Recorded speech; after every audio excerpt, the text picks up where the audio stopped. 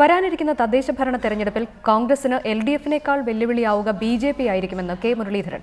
കോൺഗ്രസിനെ കുറ്റം പറയുന്നു എന്ന രീതിയിൽ CPIM BJPയെ സഹായിക്കുകയാണ്. സ്ഥാനാർത്ഥികളുടെ കാര്യത്തിൽ കോൺഗ്രസ് ജാഗ്രത പുലർത്തണം. ഏത് കുറ്റിച്ചൂലിനെയും നിർത്തിയാൽ ജയിക്കുമെന്ന കാലം പോയി. വാർഡുകളിൽ തന്നെ പാനൽ ഉണ്ടാക്കി സ്ഥാനാർത്ഥികളെ നിശ്ചയിക്കണമെന്നും കെ മുരളീധരൻ പറഞ്ഞു. വിളിച്ചാൽ വിളിപ്പുറത്തെത്തുന്ന വ്യക്തികൾക്കാണ് ജനം വോട്ട് ചെയ്യുക. ഇന്ന് രാഷ്ട്രീയത്തിനേക്കാൾ അരാഷ്ട്രീയവാദത്തിന് ഇപ്പോൾ മുൻതൂക്കമുള്ളൊരു കാലഘട്ടമാണ്.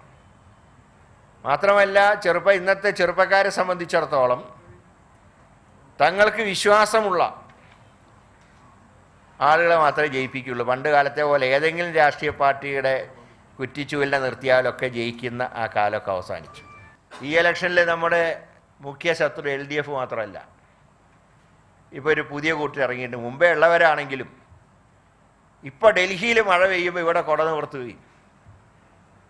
ഡൽഹിയിൽ വെയിലും ഇവിടെ നല്ല മഴയാണെങ്കിൽ കുട നിവർത്താതിരിക്കുകയും ചെയ്യുന്ന ഒരു വിഭാഗം ഇപ്പോൾ എല്ലായിടത്തും ഇങ്ങനെ ഇറങ്ങിയിട്ടുണ്ട്. പക്ഷെ അവരെ നമ്മൾ അത്ര നിസ്സാരമായിട്ട് കാണാവും. കാരണം വോട്ടില്ലാത്ത അരുവിക്കരയിൽ 34,000 വോട്ട് വാങ്ങി.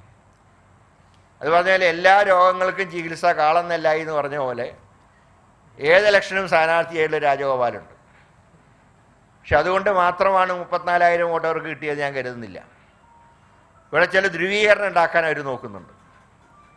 ദൗർഭാഗ്യം എന്ന് പറയട്ടെ, മാർക്സിസ്റ്റ് പാർട്ടി പുറമേ കോൺഗ്രസിനെ കുറ്റം പറഞ്ഞുകൊണ്ട് സഹായിക്കുന്നതൊക്കെ പലയിടത്തും BJP-നെ